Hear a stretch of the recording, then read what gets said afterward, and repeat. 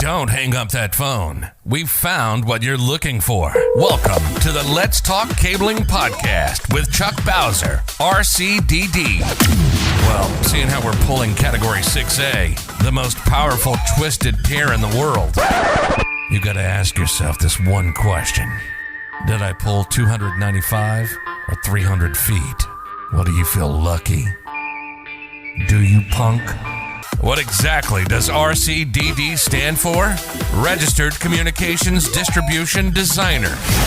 Just the expert you need to ensure your cable plant performs exactly as designed. The elite professional, knowledgeable, and experienced in leading-edge ICT design principles. Now, send the new guy to the truck for a bucket of dial tone and the cable stretchers, while you listen to an informative program on telecommunications. Thursday night, 6 p.m. Eastern Standard Time. That can only mean one thing. After Hours Live with Chuck Bowser, RCDD, your favorite RCDD. Welcome to the channel. You know, this every Thursday night we do Q&As. You send me your questions. I answer them online. Questions about installation, design, estimation, certification, project management. Lovart Warby's in the house on TikTok. Hello, Lovart Warby. I was bragging about you today. Were your ears burning? Yes, every Thursday night. And then one Thursday out of the month, we do virtual QA inspections, right? Where you send me pictures of projects, your projects, and I QA inspect it for you.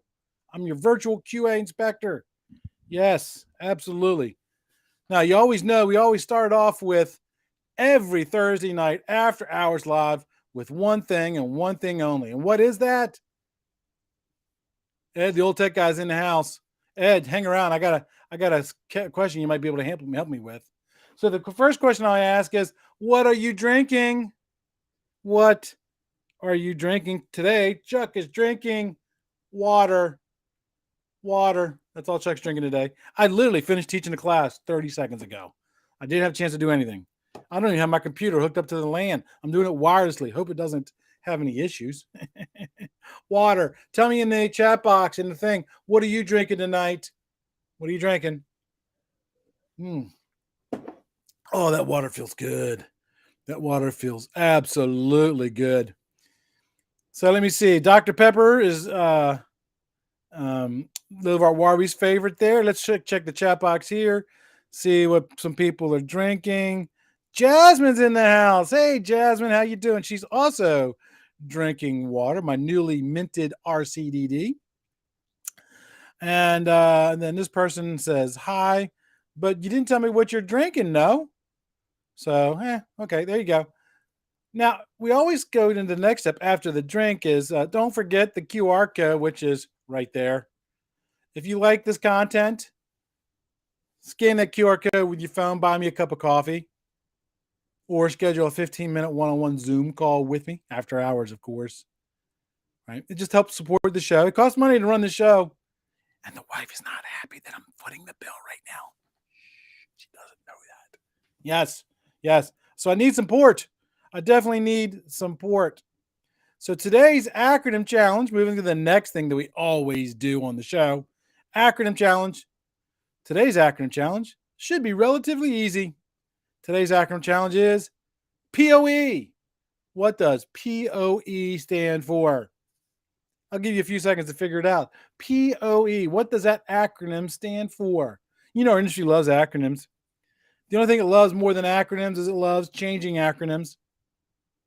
If you're on LinkedIn, look me up. Send me a friend request. I'll do an acronym challenge at 8:10 every weekday morning. And then on Saturdays, I post the answers for all the acronym challenges that week. So let me see. The first one to answer in TikTok was QED5WG, and he said power over Ethernet. And he is correct. Who was the first person who got it? David's in the house, Mr. David. David's going to be on the show. Yes, he is going to be on the show. He's works for Invent. So, yes, power over Ethernet. Good job. Good job, my friend. Let me see. What else? What somebody else got on there? Let me see. Who else got it right? Of course, I knew Jasmine got it right. And so did Lauren Woodley. And I got it right as well. So yeah, power over Ethernet. By the way, you need to check out PoE Texas. They've got some cool products. I was looking at their booth when I was at Bixie, man. They got shades that run over power Ethernet. The guy has light bulbs that you put in your lamp, and he took the light bulb out and he goes, "Stick your finger in it." I'm like, "Yeah, no, He goes, "There's no power there. It's only power there when it requests it." I was like, "Yeah, I'm still not doing that." So power over, what is it? It's a network or subsystem that offers the ability for your LAN, like your switch. I got a PoE switch that Ed's going to help me set up. I just got to keep remembering to get in touch with him. And it sends data and power over twisted pair cabling. Right now, that could be an access point. It could be a security device. It could be telephone. Right? It could be all kinds of different cool stuff. Digital electricity is absolutely cool, Lovart Warby. Just absolutely cool. Now let's talk about the motivational minute. You know, I always do motivational minutes on stuff. Always looking for a way to inspire everybody. So today's motivational quote, and I don't know who it came from. I saw it on a meme. It says, "A little progress each day adds up to big results." A little progress each day adds up to big results. You can ask Jasmine that, right, Jasmine? Because she just got her RCDD, and she did it in little segments, right? 70-page segments, and worked her way through the book until she got there. Right? And I'm sure at some point she was getting frustrated because, it's 70 pages. The goal seems so far away. And then next thing you know, boom. So when you're doing long-term stuff, always make a long-term goal. And then make a series of short-term goals to get you to that long-term goal, right? That's what she did. Her short-term goals was to read her 70 pages each week. Her long-term goal was to get her RCD, and she is now an RCDD. And I'm just so honored to be a part of that journey with her, right? And don't lose your faith, because you will you will get frustrated. Absolutely will get frustrated. It's going to happen to the best pages. Oh, she said 10 to 15 pages a day. Okay, so she was actually doing a little bit slower. Oh, that's right. 70 pages was for my study group. That's right. Did you know on LinkedIn, I'm on LinkedIn as well, but there's a page for Let's Talk Cabling podcast. So if you are a fan of the show, make sure you go to that podcast page and sign up for it. I just wrote an article on MTBF versus end of life. MTBF versus end of life. Make sure you read it. It's a good article. Last week's show on the podcast, we interviewed TJ Pate. TJ Pate, incredible individual. 2-time winner of the Bixie Cabling Skills Challenge. 2-time winner. So on that show, we discussed what motivated him to get in the contest, to do that. What was the process for signing up for it? What were the actual events? And he talked about this thing called the Table of Death. The Table of Death. Make sure you check that show out. Actually, great content. And he's a very personable person, right? So Daryl, you did read it, Daryl? Daryl said he read it. Very good, Daryl. Next week's show, I'm starting a multiple-part series on how you, as an installer or technician or somebody in the field, how you as a company should be investing back in your local community. Okay? Right? So I'm going to do a series. One of the people I'm bringing on a little bit later on is one of my dearest friends, Mike Akins. He's out on the West Coast. He does this thing for skateboards for disadvantaged youth. But next week's show, I'm interviewing Ray Klein from Libertas Consulting. And I asked him, how can a company do this? Karate Man's in the house. How can you do this? What are some of the benefits of giving back to your local community? And you may not know this, but you will when you watch the show. He's from Philadelphia. So I asked him, where's the best Philly cheesesteak? His answer might surprise you. Let's get into the questions. So the first question is actually a leftover from Not last week's show, because last week's show I did a Bixie recap. So the one before that, right at the very end of that show, a TikTok user hopped on, and his name was T552 Crowbar, and he asked, "What's the best way to splice a ribbon fiber to a Corning cassette?" And I've done Corning in a while. So when I was at Bixie, I stopped by the Corning booth and I asked them that very specific question. Now, their recommendation is to buy the ribbon cassette. Ribbon cassette has a pigtail, and that pigtail has 250 micron fiber. It's already been delaminated, and at that point, it's just a simple fusion splice, right? Now, in that question, the guy also asked about fan out kits, but fan out kits are typically required when you're terminating outside plant cable, because your 250 micron is pretty small. So that fan out kit makes that fiber and that connector a little bit more resilient, so it's less likely to break, right? And you have less problems with it. Going to the next question. This one comes from Ray Orsini on TikTok. And his question, actually, I did a post on the minimum distance from a horizontal cross connect to a consolidation point, or to a Mutoa. And it's 49 feet, if you didn't know that. And so Ray Sorini came back and said, "What is a Mutoa?"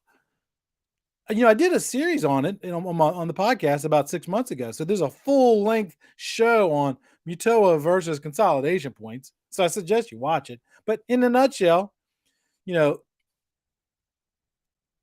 stands for Multi-User Telecommunications Outlet Assembly. The most common places you'll find a Mutoa being used: modular furniture, or where there's a large cluster of drops together in one spot. Okay, so it gives you the ability to connect a bunch of people on the LAN at one small spot.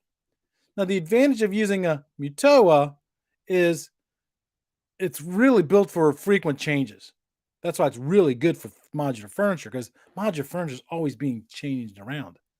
What the cable plant looks like is you're going to run an approved cable, either fiber or some type of a twisted pair cable, a category rated balanced twisted pair cable, from the horizontal cross connect to the Mutoa sitting on the wall or building column right next to the modular furniture. And then that Mutoa can be a faceplate. It could be a high density patch panel mounted on a permanent building structure. The Mutoa is designed to be an end user interface. So that all the end user has to do is plug a patch cord in that Mutoa on that wall, run the patch cord through the modular furniture, and directly plug it into the phone or the computer. So the Mutoa is a end user interface. There are some things you need to know about Mutoas, though, when you're installing them, right? Each modular furniture cluster should be served by at least one Mutoa. But that Mutoa really should be limited to a maximum of 12 work areas. Now, 12 work areas technically is 24 cables, because you're supposed to be running 2 cables. So it's 24 cables, right? So each Mutoa should serve a modular cluster of furniture by itself. And when you're building out or designing Mutoas, make sure you build in extra space, right? Because that's going to be critical. What question? Let me see. It says, how can you still maintain the 5 meter or 16-foot length with a Mutoa? Great question. Great question. So in the standards, there's an exception for patch cord length for Mutoas. The patch cord length for a single patch cord is going to be 5 meters or 16 feet. Combined is going to be 10 meters or 33 feet, which technically is 32.8 feet, but yeah, whatever. The exception for Mutoas, you're allowed to have longer patch cords at Mutoas, provided that your permanent link is shorter. So if you have a permanent link that's at the maximum length of 295 feet, you're stuck with a maximum length of 5 meters or 16 feet. But if your permanent link is shorter, let's say it's 230 feet, you can have a longer patch cord, because the signal that's going down the copper cable, the solid conductor cable, isn't going 65 more feet. So you can use that extra signal strength for the patch cord. But you got to be careful because patch cords come in both 24 and 26 gauge patch cords. And any patch cords are constructed from stranded conductors to make them more flexible to route around desks and stuff. So the 24 gauge patch cord can have up to 20% more attenuation than the solid conductor cable has. Now, because of that, the 24 gauge patch cords, your patch cord should not exceed 72 feet. Okay. 26 gauge patch cords, again, that's the new rave over the last few years. 26 gauge patch cords, they can have up to 50% more attenuation than solid conductor cabling. Speaking of the patch cords, the patch cord that runs from the Mutoa to the device, that patch cord should have a label on each side. On the Mutoa side, that label should say which work surface it goes to. At the work surface side, that label should tell you which port on the Mutoa that it plugs into, because you're not going to be able to identify that patch cord routing through all that furniture.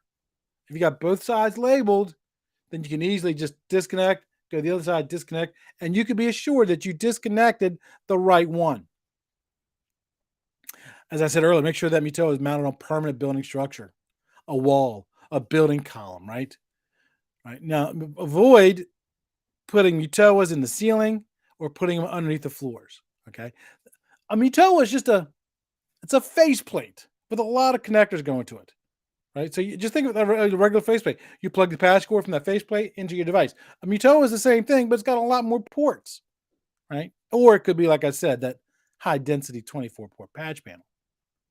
That Mutoa also has to be at least 49 feet, which is what generated this whole conversation on TikTok. It's got to be at least 49 feet away from the horizontal cross connect, the patch panel, the 110 block, the gigabits block. And the reason for that is because having it 49 feet away from that patch panel is going to minimize the effects of multiple connections in close proximity to each other, and also near and crosstalk and return loss issues. Now, it's funny because right after that, somebody also posted, a Mutoa is a consolidation point just by another name. No, it's not. Consolidation points are different. The biggest difference between a Mutoa and a consolidation point,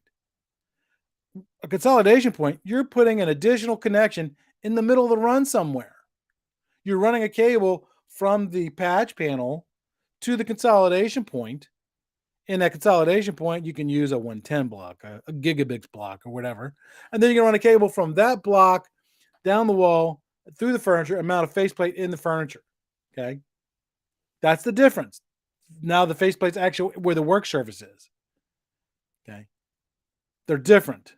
With that Mutoa, it's one solid cable from the Mutoa all the way back to that cross connect. Right. That's the difference between them. Now, the consolidation point also follows a lot of the same rules that Mutoa does. 49 feet, mount on permanent building structure, right? So there are some things that are common there. Oh, I forgot to mention, the consolidation point is for passive equipment only. Passive equipment only, okay?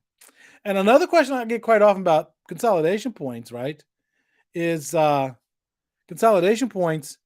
Some people think, well, if I'm running to a consolidation point, does my 295 begin at that consolidation point? No. The 295 is from the patch panel to the faceplate in the modular furniture. The consolidation point's somewhere in the middle. And by the way, consolidation points should also be set up so they serve that modular furniture, that piece of modular furniture. Okay. So another question I get quite often, well, how do I know when to use a Mutoa and when to use a consolidation point? If the customer is going to be making frequent changes to their layout, one of my customers was Prudential Home Mortgage. They used to do it all the time. Then you're going to want to go with the Mutoa because it's literally just plugging and unplugging patch cords, right? If they're going to be doing changes, but they're less frequent, then you want to go with the consolidation point. The consolidation point, if the customer moves furniture, you got to pull that cable out from the consolidation point to where it goes into modular furniture. But you only have to replace that short stint, not the whole entire length. Okay. That's the difference there. So Daryl Harris, I met Daryl at the Bixie conference.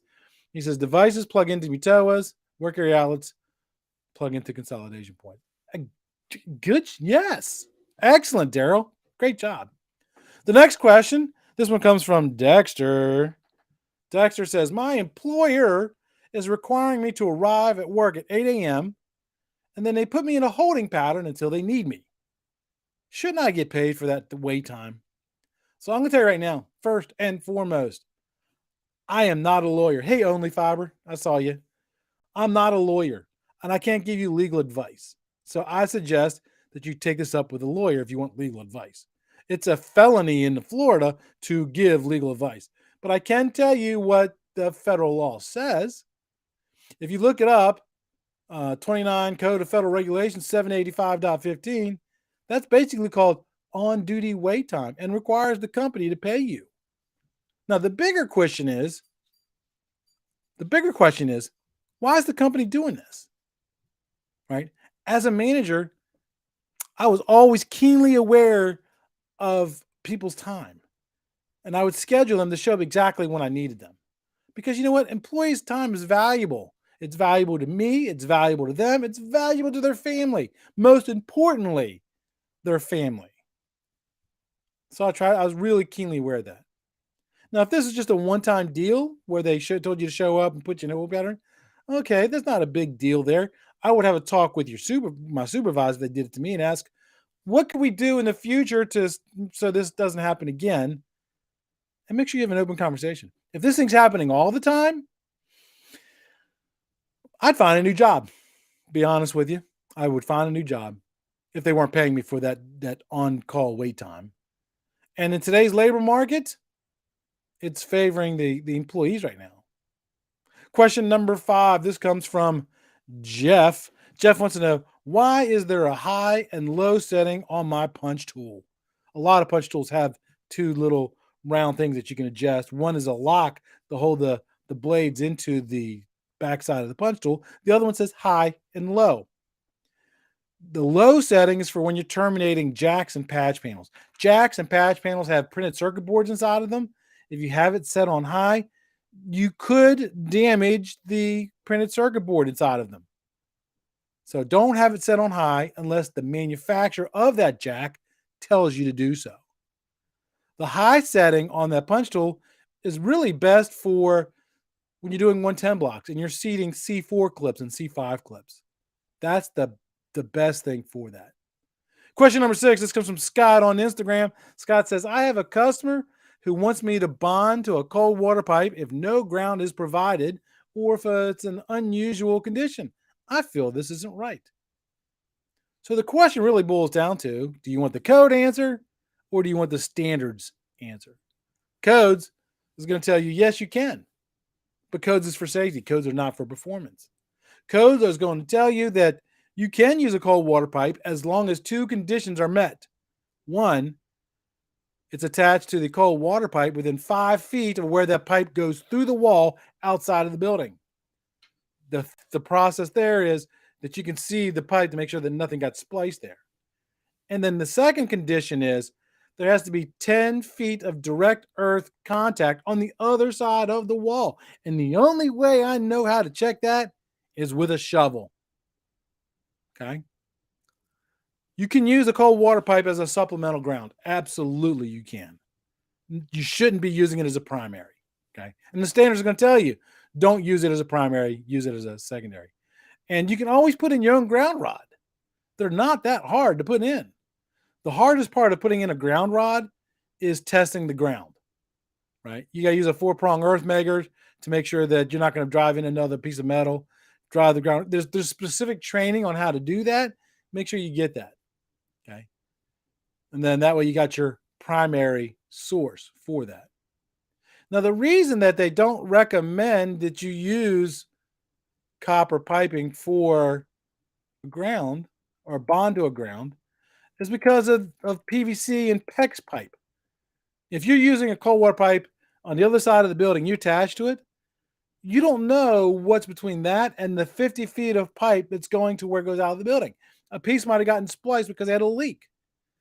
If you go to test it you'll get continuity because water is conductive. Water is conductive, but it's not a good ground source because it's been changed. It goes over from copper to PVC. And that's not a good ground. That's why you really should be able to see it, and you should be putting it as close as you can get it to where it exits out of the building. Ed, are you still in the room? You still there? Let me know. Say something in the chat box if you are. This question comes from David Hot Rod on Instagram. And David wants to know, what is the difference between a router and a switch? What's the difference between a router and a switch? So keep in mind, I'm a cable guy. I'm not a network engineer guy. I'm not a equipment guy, but I knew a little bit about stuff. There are far more people smarter than me who could probably dive really deep into switches and routers, like Ed, the old tech guy. That's why I asked him if he was still in TikTok. Another good one is Bearded IT Guy.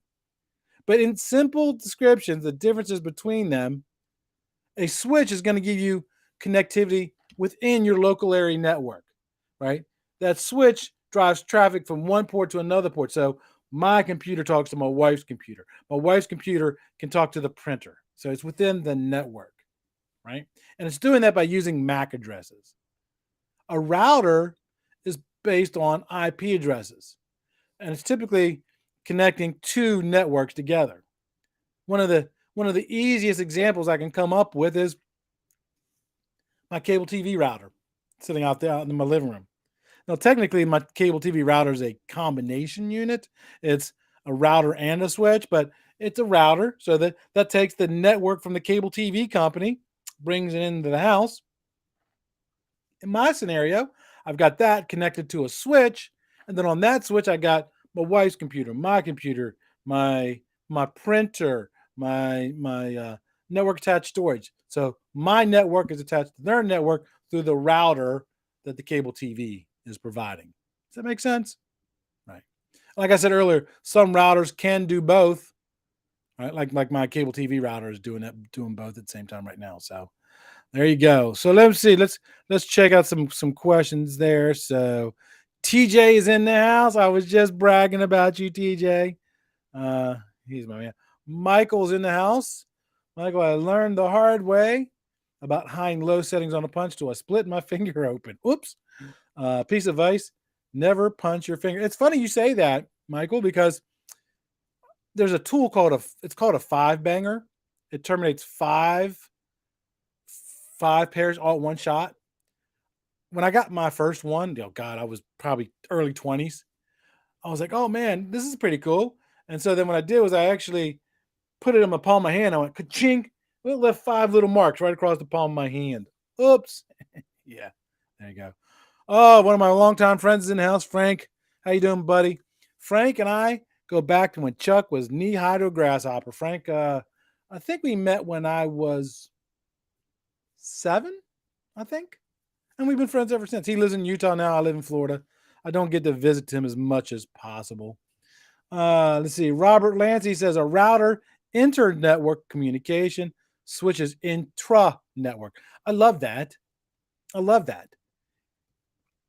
Because intra-network, it stays inside of the building. Inter goes between buildings. I love that. And then Jasmine pipes in. She said the OSI model.